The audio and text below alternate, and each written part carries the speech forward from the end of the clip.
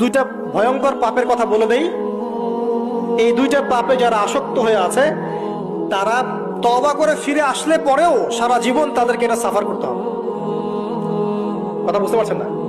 তওবা করে ফিরে এসেছেন মনে করে, তারপরেও আপনাকে সারা জীবন এই পাপের ফলটা ভোগ করতে হবে।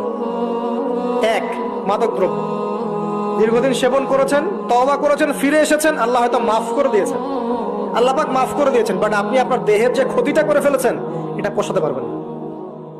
এক নাম্বার। দুই, তখন আপনি যদি বিয়ে করেন আপনি স্ত্রীকে সন্তুষ্ট করতে পারবেন না। হ্যাঁ। দুই নাম্বার হচ্ছে এই যে গোপনে যুবকরা যে পাপটা করে, মাস্টারবেশন, যেটাকে আমরা বলি হস্তমৈথুন, এই পাপ যেসব যুবকরা করছে বা করে, এবং অ্যাভেলেবেল এই পাপটা সবাই করে, কারণ এখন পর্নের যুগ, পর্ন দেখলে তো আর কোনো উপায় নাই, তখন তো এই পথেই যেতে হচ্ছে, নিজের উপরে নিজেকে জুলুম করতে হচ্ছে। যারা হস্তমৈথুনে অভ্যস্ত হয়ে গেছে এরা যদি তওবা করে ফিরেও আসে, শরীরের যে ক্ষতিটা হয়েছে এটা পূরণ হবে না।